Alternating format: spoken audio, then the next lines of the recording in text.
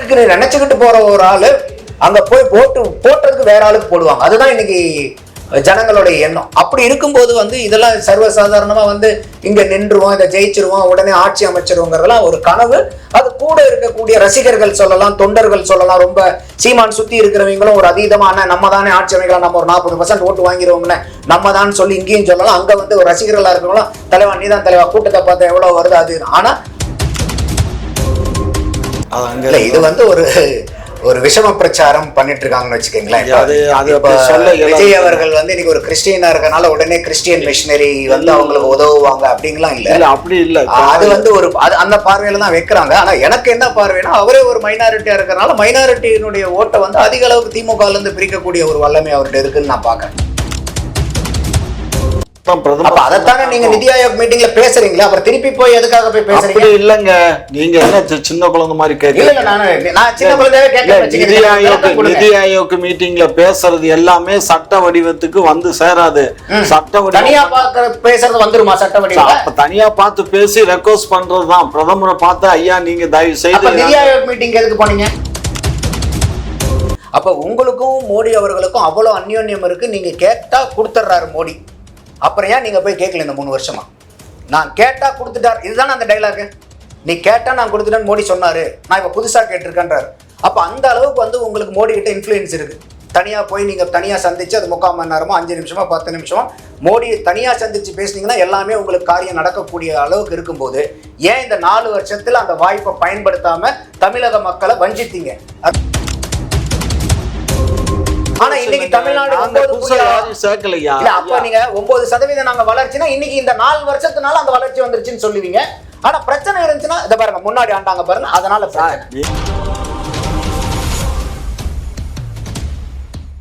2026ல தாவைக்க தலைவர் விஜய் அவர்கள் முதல்வரா ஆவது சரியா வருமா இல்ல வராது? அது நீங்க எப்படி பாக்குறீங்க? இல்ல, இன்னைக்கு இருக்கக்கூடிய நிலவரத்தை வச்சு பார்க்கும்போது அதுக்கு வாய்ப்பு இல்லை. விஜய் அவர்களுக்கு வாய்ப்பு கிடையாது. ஏன்னா என்னுடைய அசஸ்மெண்ட் பிரகாரம், என்னுடைய கணிப்பு பிரகாரம் என்னன்னா, அவருக்கு ஒரு 10 to 15% வாக்கு வங்கி இருக்கலாம். அந்த 15% வாக்கு வங்கியை மட்டும் வச்சுக்கிட்டு யாராலையும் எந்த கட்சினாலும் இன்னைக்கு ஆட்சி புரிய முடியாது. அதோட இன்னைக்கு தமிழ்நாட்டில் இன்னொரு என்ன பெரிய பிரச்சனை ஆயிடுச்சுன்னா, திமுகனாலும் சரி, அண்ணா திமுகனாலும் சரி, பாரதிய ஜனதாலும் சரி, காங்கிரஸ், எந்த கட்சியா இருந்தாலும் தமிழ்நாட்டில் இன்னைக்கு தனிச்சு நின்று ஜெயிக்கக்கூடிய வல்லமை எந்த கட்சிக்கும் கிடையாது இன்னைக்கு தேதியில. அப்படி இருக்கும்போது விஜய் இன்னைக்கு வராருன்னா என்னோட இது அதிகபட்சம் ஒரு 10 to 15% வாக்கு எடுக்கலாம். ஆனா அது சீட்டு எவ்வளவு சீட்டு கிடைக்கும், அவரால் ஆட்சி பிடிக்கிற அளவுக்குலாம் கிடைக்குமானா கண்டிப்பா இன்னைக்கு தேதியில வாய்ப்பு இல்லை. இனிமேல் இந்த வரப்போற ஒரு 10-11 மாசத்துல ஒரு என்ன மாதிரி அரசியல் எடுக்கிறாரு, என்ன மாதிரி பிரச்சாரத்தை எடுக்கிறாங்க, என்ன மாதிரி கூட்டணி வியூகத்தை அமைக்கிறாங்க, எந்த மாதிரி அவங்களுடைய கட்சி ஆட்கள் எல்லாம் அரசியல் வயப்படுத்துறாங்கிறதெல்லாம் நம்ம பார்க்கணும். ஸோ இது எலெக்ஷன்ங்கிறது ஈஸி கேம் இல்லை. வீட்டை விட்டு போகும்போது ஒரு புத்தி இருக்கும், இவங்களுக்கு தான் ஓட்டு போடணும்னு. அங்க போய் பொட்டிக்கு முன்னாடி நின்னவுடனே அந்த புத்தி மாறும். அப்ப வீட்டுக்கு நினைச்சுக்கிட்டு போற ஒரு ஆளு அங்க போய் ஓட்டு போட்டதுக்கு வேற ஆளுக்கு போடுவாங்க. அதுதான் இன்னைக்கு ஜனங்களுடைய எண்ணம். அப்படி இருக்கும்போது இதெல்லாம் சர்வசாதாரணமா இங்க நின்றுவோம், இதை ஜெயிச்சிருவோம், உடனே ஆட்சி அமைச்சிருவோங்கிறதெல்லாம் ஒரு கனவு. அது கூட இருக்கக்கூடிய ரசிகர்கள் சொல்லலாம், தொண்டர்கள் சொல்லலாம், ரொம்ப சீமான் சுத்தி இருக்கிறவங்களும் ஒரு அதீதமான நம்ம தானே ஆட்சி அமைக்கலாம், நம்ம ஒரு 40% ஓட்டு வாங்கிடுவோம்னு நம்ம தான் சொல்லி இங்கேயும் சொல்லலாம். அங்க ஒரு ரசிகர்களா இருக்கிறவங்களும் தலைவா நீதான் தலைவா, கூட்டத்தை பார்த்தா எவ்வளவு வருது அது. ஆனா யாருக்குமே நான் தான் சொல்றேன், எந்த கட்சியுமே விஜய் சீமானை விடுங்க, இன்னைக்கு திமுகவே தனிச்சு நின்னா ஒண்ணும் பண்ண முடியாது. எத்தனை தொகையில டெபாசிட் போகணும்னு தெரியாது. இது எல்லா கட்சிக்கும் இது இன்னைக்கு இது. அப்ப இதெல்லாம் இந்த யதார்த்தத்தை உணர்ந்து இந்த தேர்தலினுடைய ஆட்டம் என்னன்னு தெரிஞ்சு அதுக்கு தகுந்த மாதிரி நீங்க யுக்திகளை அமைக்கணும் ஒவ்வொரு கட்சியும். அப்பதான் அது வெற்றி வாய்ப்பு கிடைக்கும். இல்ல, அவரு தாவேக்கா அவரு நந்தகுமார் சொன்னதை நான் ஏத்துக்கிறேன். ஆனா நந்தகுமார் சொன்னதுல இன்னொரு எனக்கு ஒரு கருத்து உடன்பாடு இல்லாத என்னன்னா, ஒரு 14-15% அவர் வாங்குவார் அப்படிங்கிற 10 to 15 10 to 15 சொல்றாரு. அது ஏற்புடையது இல்லை. ஏன்னா அவர் மேக்சிமம் வாங்கினா 5 to 6 அல்லது 7% தான் இருக்குமே தவிர அதை தாண்டி அவரால் வாங்க முடியாது. இன்னைக்கு 36 லட்சம் ஓட்டு வாங்கியிருக்காரு திரு சீமான். இவர் இன்னைக்கு ஒரு கூட்டம் போட்டால் அதை போட்டால் கூட ஒரு 5 லட்சம் பேர் 10 லட்சம் பேர் வர்றான்னா அதை அப்படியே டபுளாக வச்சுக்கோங்க. ஒரு 20 லட்சம் ஓட்டு வாங்கலாம் அல்லது ஒரு 30 லட்சம் ஓட்டு வாங்கலாமே தவிர அதை தாண்டி அவரால் அந்த ஓட்டை அறுவடை பண்ண இயலாது. ஒரு காலம் அவங்களுக்கு இப்போ நிறைய ஸ்டாட்டிஸ்டிக்ஸ் ஒர்க் பண்ணுறதுக்கு ஆட்கள் இருக்காங்க, ரெண்டாவது இப்போ யாதவ் அர்ஜுன் அங்கே போய் சேர்ந்துருக்காரு.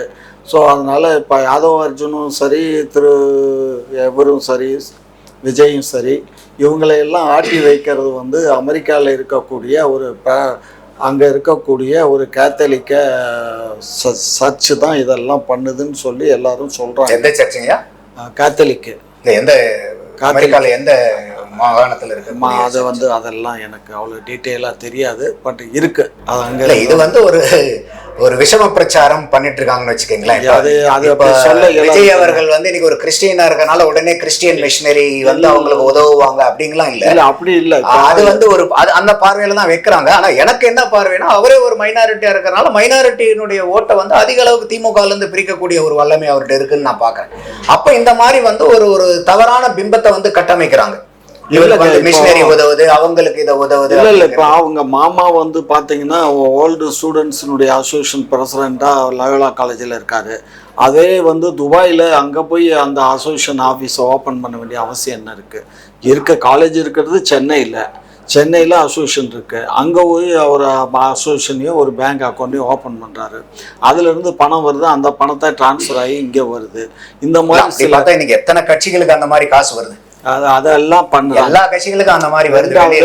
அவருடைய மாமா இல்ல, இன்னொரு மாமா வந்து ஃபாதரா இருக்காரு. இப்ப நீங்க பெரிய பிரச்சனை என்ன வந்துச்சு? காங்கிரஸ்க்கு டர்க்கியில் ஆபீஸ் இருக்கான்னு கேட்டு இங்க எவ்வளவு பெரிய பிரச்சனை ஆச்சு இல்லையா? அப்ப அந்த மாதிரி டர்க்கியில காங்கிரஸ்க்கு ஆபீஸ் இருக்குன்னா அவங்களோட தானே இன்னைக்கு திமுக நீங்க கூட்டணி வச்சிருக்கீங்க. அப்ப அதை கேள்வி கேட்க வேண்டிய கட்டாயம் வரும். அந்த டர்க்கி தானே இன்னைக்கு இந்த ஆபரேஷன் சிந்தூர்ல பாகிஸ்தான் வந்து எதிர்த்து நம்மளை அடிச்சதுல முக்காவாசி எக்யூப்மெண்ட்ஸ், ட்ரோன்ஸ், மிசைல்ஸ் பூரா டர்க்கி தானே நீங்க சப்ளை பண்ணி ஆட்கள் சப்போர்ட் முதல் கொண்டு செஞ்சிருக்காங்க. அப்ப அதனாலதானே இந்த கேள்வி கேட்கறாங்க, உங்களுக்கு காங்கிரஸ்க்கு டர்க்கியில் ஆபீஸ் இருக்கான்னு கேட்டு அதுக்கு அர்னாப் கோஸ்வாமிக்கு எவ்வளவு பெரிய பிரச்சனையை உண்டு பண்றாங்க. அப்ப இதெல்லாம் வந்து அதெல்லாம் இது வந்து அதிகாரப்பூர்வமா நான் சொல்றது வந்து அதிகாரப்பூர்வமான செய்தி. கவர்மெண்ட் நியூஸ்க்கு இது வந்திருக்காங்க. ஆமா ஆமா, அதிகாரப்பூர்வமான ஒரு ப்ரூஃபோட கவர்மெண்ட் ஒரு இங்க இருந்து இவருக்கு வந்து விஜய் அவர்களுக்கு வந்து இந்த மிஷனரில இருந்து வருதுன்னா தான் அது. இல்ல அதெல்லாம் டெல்லி. அதனாலதான் டெல்லிக்கு இப்ப அவர் பயப்படுறாரு. டெல்லி வந்து அதெல்லாம் சேர்ச் பண்ணி அவர் டெல்லிக்கு பயப்படுறாருன்னா இப்ப இன்னைக்கு இதெல்லாம் தமிழ்நாட்டுல எல்லா கட்சியும் சொல்றது, நீங்க ஏன் இன்னைக்கு முதலமைச்சர் ஆனதுல இருந்து நிதி ஆயோக் எதுக்குமே நீங்க போகாம இன்னைக்கு இடி ரைடு பையனுக்கு ஒரு பிரச்சனை உடனே தான் இவரு போறாரு. இப்ப நிதி ஆயோக் போறாருன்னு மத்த எதிர்கட்சிகள் சீமான் உட்பட எடப்பாடி உட்பட எல்லா எதிர்கட்சிக்காரங்களும் சொல்றது. அப்ப அது உண்மையை ஏன் ஏத்துக்க மாட்டேங்கிறீங்க? நீங்க ஒரு விஷயம் புரிஞ்சுக்கோங்க. நான் சொல்றது ஒரு பக்கம் விடுங்க. நிதி ஆயோக் மீட்டிங்க்கு போனது இது வந்து இடியை பத்தி பேசுறதுக்கு போனாருன்னு நீங்க நம்புறீங்களா? சரி, நீங்க எதுக்காக போனாருன்னு மட்டும் சொல்லுங்க. அவர் போனது நமக்கு வர வேண்டிய ஃபண்டு வரணும். ரெண்டாவது தமிழ்நாடுடைய வளர்ச்சிக்கு ஃபண்டை ரிலீஸ் பண்ணணும். போன பட்ஜெட்டில் நம்ம மாநிலத்துக்கு எந்த விதமான ஃபண்டு ஒதுக்கீடு கிடையாது. ஆகையினால இந்த மீட்டிங்காக தான் காத்திருந்தாங்க. இப்போ இந்த மீட்டிங் வந்தது. இந்த மீட்டிங் முடிச்சுட்டு பிரதமரையும் பார்த்து சந்திச்சு. இப்போ இந்த ஒரு இடத்துல மட்டும் நிறுத்துங்க. இப்போ இதெல்லாம் எங்க பேச வேண்டிய பேச்சுன்னு சொன்னீங்க? டெல்லியில தான் பேசணும். நிதி ஆயோக் மீட்டிங்ல அதுக்கப்புறம் பிரதமரை சந்திக்க வேண்டிய கட்டாயம் என்ன? பிரதமரை சந்திச்சு இந்த மாதிரி நிதி ஆயோக் மீட்டிங்ல இந்த மாதிரி இதெல்லாம் நான் அதுதான் நிதி ஆயோக் மீட்டிங்ல பேசிட்டீங்களே, அதுக்கப்புறம் போய் தனியா போய் பார்க்க வேண்டியது இல்ல. அது பேசினாலும் அதை ரிலீஸ் பண்றது யார் ரிலீஸ் பண்ணும்? ஃபைனான்ஸ் மினிஸ்டர் தானே ரிலீஸ் பண்ணிட்டீங்க. அப்ப நீங்க ஃபைனான்ஸ் மினிஸ்டர்ல போய் பார்த்து இருக்கணும். நீங்க போய் எதுக்கு மோடியை பாக்குறீங்க? இல்ல ஃபைனான்ஸ் மினிஸ்டர் பண்ணணும்னா அந்த மோடி சொன்னா தான் பிரதமர். அதைத்தானே நீங்க நிதி ஆயோக் மீட்டிங்ல பேசுறீங்களா? அப்புறம் திருப்பி போய் எதுக்காக போய் பேசுறீங்க? இல்லங்க, நீங்க என்ன சின்ன குழந்தை மாதிரி நிதி ஆயோக் மீட்டிங்ல பேசுறது எல்லாமே சட்ட வடிவத்துக்கு வந்து சேராது. சட்ட பேசுறது வந்துருமா? சட்ட வடிவம் தனியா பார்த்து பேசி ரெக்வஸ்ட் பண்றதுதான். பிரதமரை பார்த்து ஐயா நீங்க தயவு செய்து நிதி ஆயோக் மீட்டிங் எதுக்கு போனீங்க? நிதி ஆயோக் மீட்டிங்ல இங்க பாருங்க, இங்க கேட்டுட்டு அங்க போனா தாங்க, கேட்டதுக்கு அப்புறம் அங்க போக வேண்டிய கட்டாயம் என்ன? இங்க கேட்டா தான் கிடைக்கும். கேட்காம அங்க போய் பார்க்க முடியாது. புரிஞ்சுக்கோங்க. இங்க கேட்காம அங்க போய் பார்க்க முடியாது. ஆனா அதே சமயத்துல ஒரு முதலமைச்சர் தமிழ்நாட்டுல இருந்து போறாருன்னா ஒரு பிரதமரை கட்டசிக்காக சந்திக்கணுமா வேண்டாமா? எத்தனை தடவை இந்த மாதிரி நீங்க உங்களுடைய வாதத்துக்கே வரேன். இது அவர் முதல்வர் ஆனதுக்கு அப்புறம் எத்தனாவது நிதி ஆயோக் மீட்டிங் நடக்குது? அது நாலாவது மீட்டிங். அப்ப இந்த 4வது மீட்டிங்ல இந்த 3 மீட்டிங்கை நீங்க போன தடவை மீட்டிங் புறக்கணிச்சிங்களா இல்லையா? ஆமா. என்ன சொன்னீங்க அப்போ? போன தடவை சொன்னது காரணம் என்னன்னா, நம்ம இங்க வந்து மழை பெஞ்சு நமக்கு தர வேண்டிய எந்த பணமும் அவங்க கொடுக்கவே இல்லை, ஒதுக்கீடு பண்ணவே இல்லை. அந்த 2வது அந்த அம்மா வந்து ஃபைனான்ஸ் மினிஸ்டர் இங்க வந்து பேசின பேச்சுக்கள் வந்து சொல்லில் அடங்கா. அவ்வளவு ஃபைனான்ஸ் மினிஸ்டரை பத்தி எல்லாம் அவர் பேசவே இல்லை. ஸ்டாலின் அவர்கள் வந்து ஏன் நான் இந்த நிதி ஆயோக் மீட்டிங் போனலன்னு சொன்னதுக்கு 2 காரணம் பிரதானமா சொன்னார். ஒண்ணு, தமிழ்நாட்டுல வந்து பட்ஜெட்ல எதுவுமே பேசல, தமிழ்நாடு பீகார் ஆந்திராவை பத்தி தான் பேசுறாங்க, நமக்கு காசு கொடுக்கல. அடுத்தது, தமிழகத்தை புறக்கணிக்கிறாங்க, அதனால நான் அதை புறக்கணிக்கிறேன், இதைத்தானே சொன்னாரு. இல்ல நான் இதை விட்டுட்டேன். இல்ல கரெக்ட் ரைட். அப்ப இந்த 2 காரணமும் நீங்க முந்தினதுக்கு போகாது, இந்த 2 காரணமும் நிவர்த்தி ஆயிடுச்சா? அதாவதுங்க ஒரு விஷயம் புரிஞ்சுக்கோங்க. இல்லைங்க, நீங்க ஏன் போகலங்கிறது காரணம் சொல்றீங்க. இங்க பாருங்க, அப்ப இப்ப திருப்பி போறீங்க. அப்ப ஏற்கனவே சொன்ன காரணங்கள்னால போகலன்னா அந்த 2 காரணங்களும் நிவர்த்தியா இருந்தா தானே இப்ப நீங்க போயிருக்கணும். நீங்க ஒரு விஷயம் நல்லா புரிஞ்சுக்கோங்க. ஒரு தடவை வந்து நம்ம எதிர்ப்பு தெரிவிக்கிறோம், அதே எதிர்ப்பு வந்து அடுத்த தடவை வந்து அதே எதிர்ப்பை தெரிவிக்கணும்னு அவசியம் இல்லை. புரிஞ்சுக்கோங்க. அப்புறம் எதுக்காக வந்து கொஞ்ச நாளைக்கு முன்னாடி வந்து நாங்க அவுட் ஆஃப் கண்ட்ரோல்னு பேசுனீங்க சார்? இங்க பாருங்க, எங்களுக்கு யாருக்கு அவுட் ஆஃப் கண்ட்ரோல்னு இங்க பாருங்க, யாரு அவுட் ஆஃப் கண்ட்ரோல்னா அதெல்லாம் உங்களுக்கும் புரியும், எனக்கும் புரியும். சரியா? ஒரு விஷயம் நல்லா தெளிவா. இது ஒண்ணுங்க. அடுத்தது நான் இன்னொரு கேள்வி கேட்டுறேன். அவர் போய் பார்த்துட்டு வந்து டெல்லியில் பேட்டி கொடுக்குறாரு முதல்வர் ஸ்டாலின் அவர்கள்.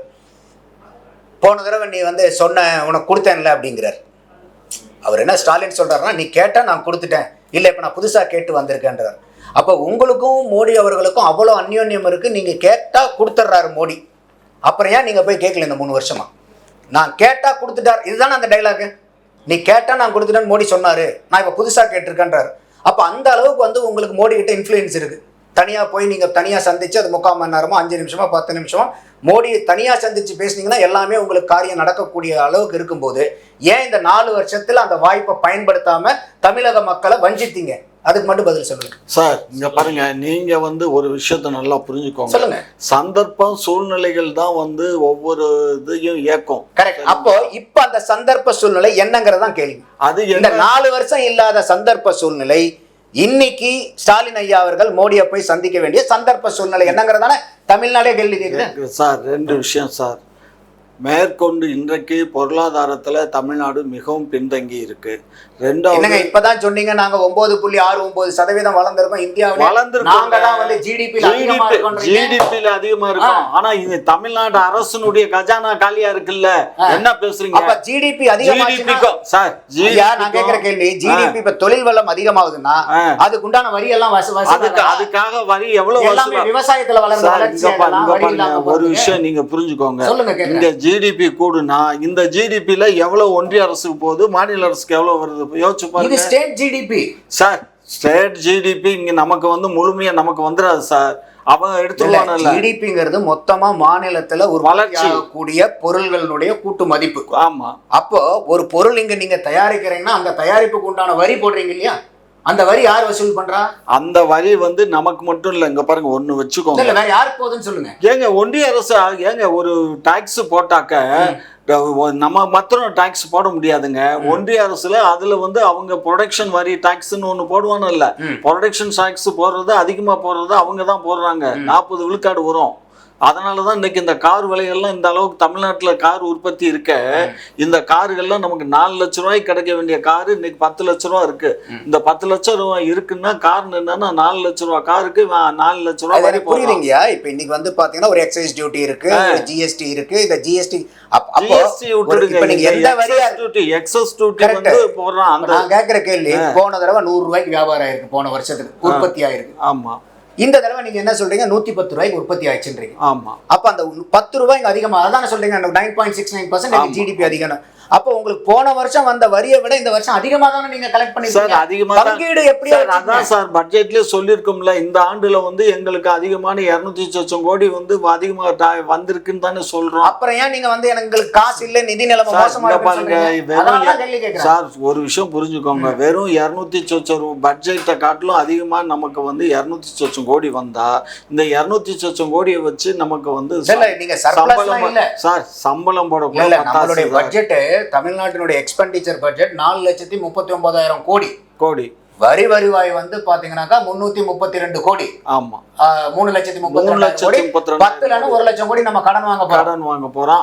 அதுக்கு என்ன பண்ணிட்டாங்கன்னா, ரிசர்வ் பேங்க் கடன் கொடுக்க கூடாதுன்னு ஃபைனான்ஸ் மினிஸ்டர் கிவன் டு உத்தரவு. யாருக்கு?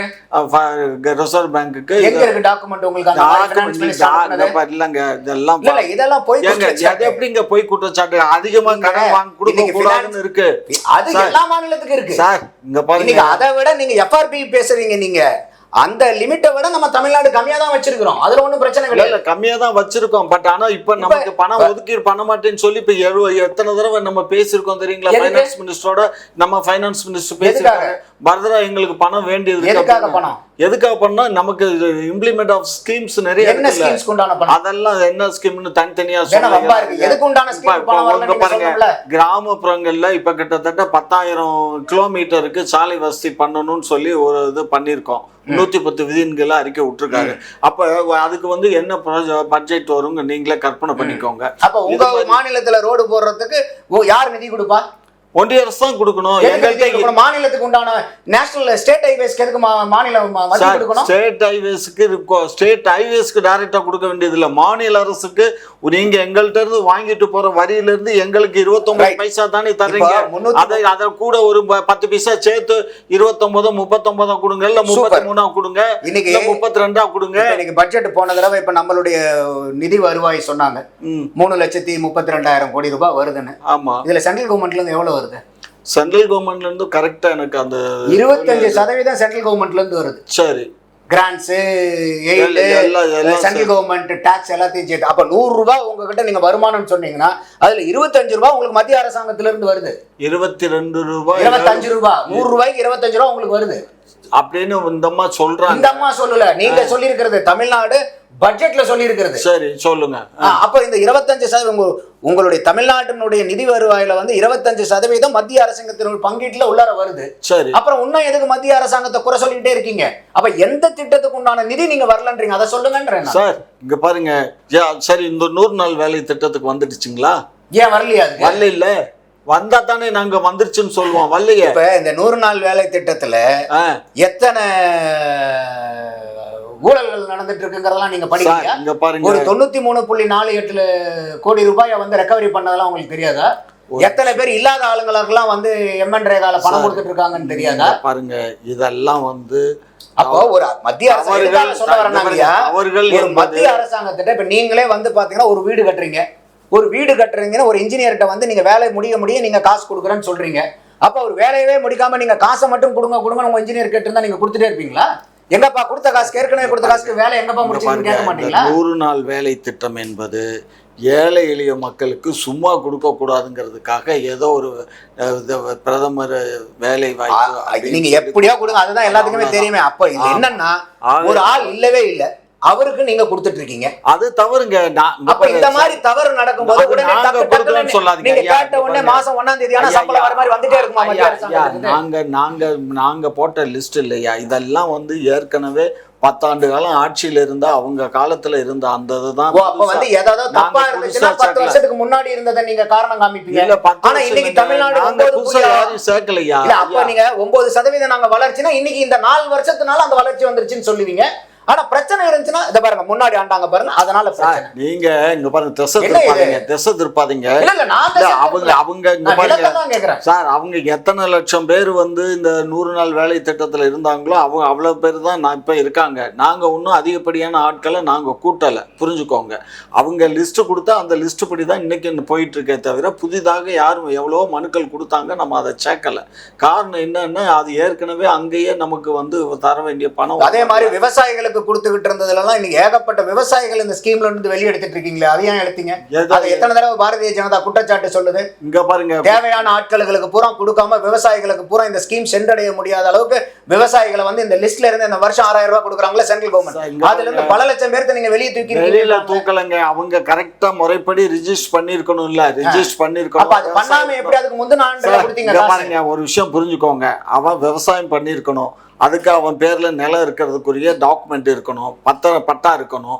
சரி, இதெல்லாம் இருக்கு. அவன் விவசாயம் பண்ணுனாங்கிறதுக்கு அந்த அப்ப இதெல்லாம் நீங்க கவனிக்காம எதுக்கு முந்தின ஆண்டுகள்ல எல்லாம் காசு கொடுத்தீங்க? சார் இங்க பாருங்க, அது முந்தின நாள்ல கொடுத்தோம், பிந்தின நாள் எங்க தவறு நடக்கும்போது கண்டுபிடிச்சாதான். இல்ல, தவறு நடக்கும்போது நீங்க கண்டுபிடிக்கிறீங்கன்னா முதல் கேள்வி, இதுல நீக்கப்பட்ட அத்தனை பேருமே தவறு செய்த விவசாயிகளா? நம்பர் 1.